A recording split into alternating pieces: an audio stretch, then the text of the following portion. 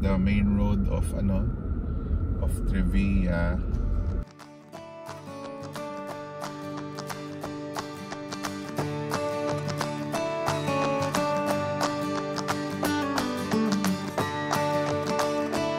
This is the Trevilla loop. So siya yung lang, paikot lang siya. Kaya nga loop and then you turn left or right to go into the certain clusters. So most of them, especially to the left ones, when you enter that street, dun ka rin lalabas. Hindi ka makakalabas anywhere else. Yan. So medyo madaming bahay na. Ito to the left is the gate going towards Elaro and Camp N.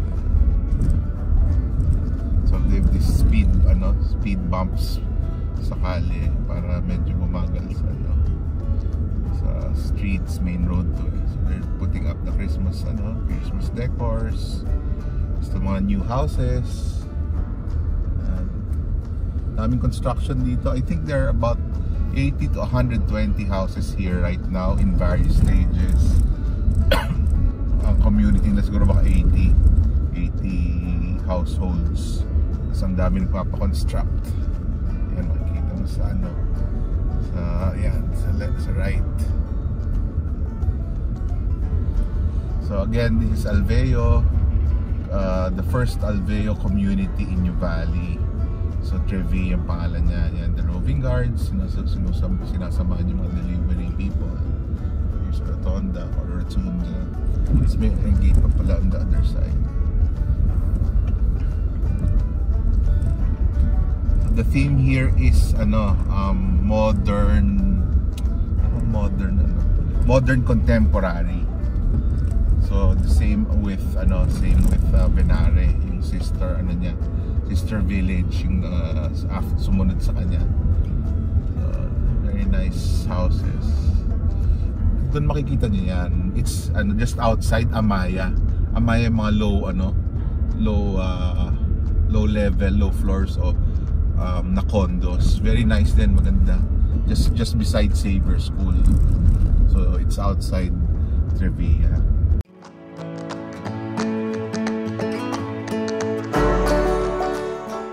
There are scattered parks all around. Meron 4 major parks sa corner. Yung Rain Park, yung different names eh. And then there's a main park in the middle where the clubhouse is. Tapos to slow down ka, wala naman This is the gate going to Xavier. So may gate sila dito. Water lane pala, hindi yung street. So you go there and you'll see Xavier to the left. Yun. See? Xavier yan. Saan yung mas camera? Yan. At Xavier yan. Xavier School yan. So it's just really outside.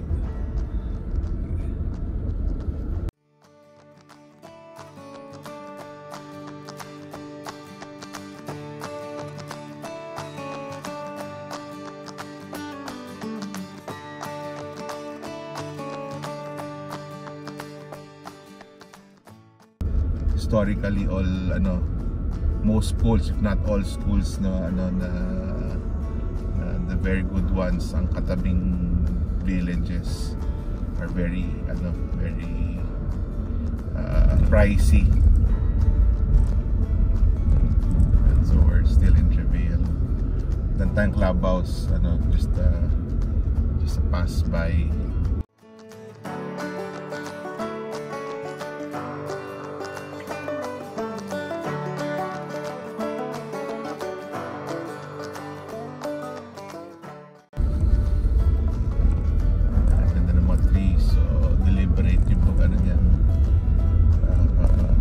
Chosen talaga yung mga kinds, they like the bamboo on the right, the trees in the middle.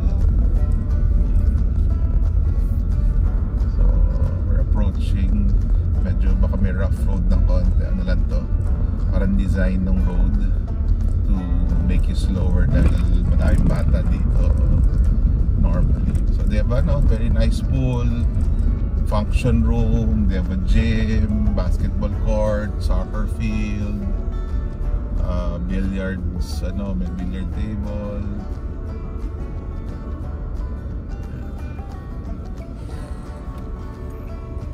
There's a green thing. Yun yung pool nila. It will feature it on another so sila. Sige, let's go to one cluster.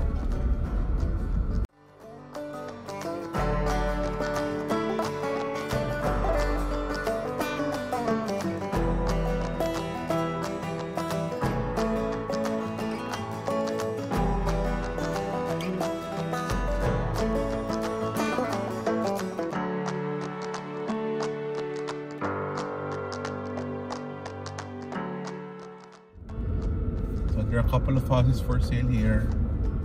Mga developers na. So all have been sold out already.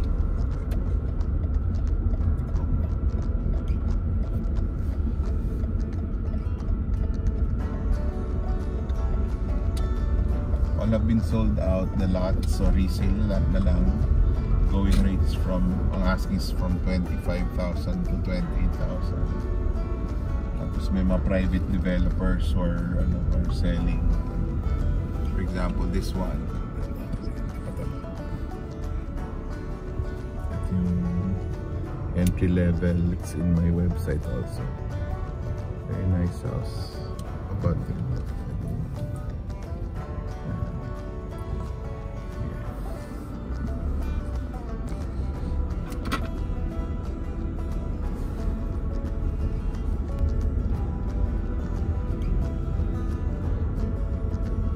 View of Makiling. Yan, tapos may view dito sa Tagaytay. It's the mga prime lots on the left and on the right. Dahil yung to the right is the clubhouse. So may mga shortcut to the clubhouse. So dito yung mga bigger cuts. It's not the main road, pero it's a side road, but it's through and through, unlike the other ones na cul-de-sac. This is another house for sale. Yung furniture ko, nag-walk through ako. Yan.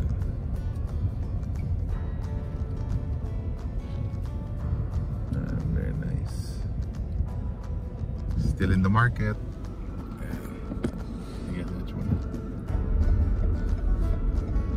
It's a 60 hectare village. Density yata about siguro 15 to 17. Because some lot owners will consolidate, so mababa siya. So that's another nice house for not for sale.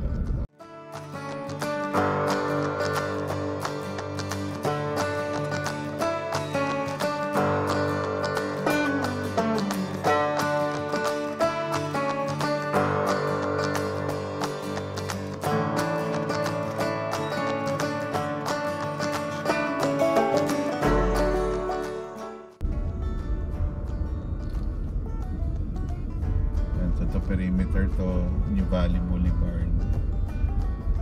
So may electric fence. So umakyat, medyo makikiliti ng konti.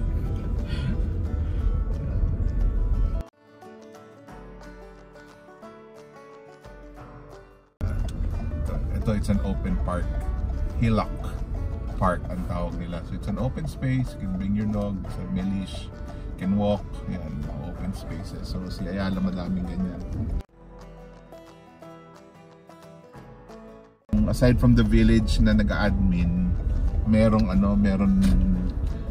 pang San New Valley Estate who takes care of the main roads.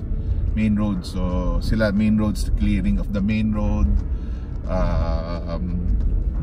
coordination with may coordination with Meralco. Sila tumatawag sa Meralco, may mga contacts na sila sa Meralco, PLDT.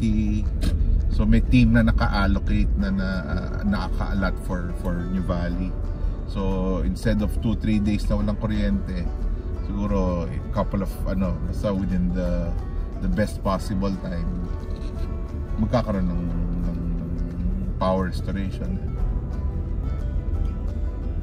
If you notice, meron bungalow din. You want for privacy issues, you won't put our cameras, pero bungalows are allowed din for retirees siguro, hindi na makakyat, hirap na umakyat sa stairs.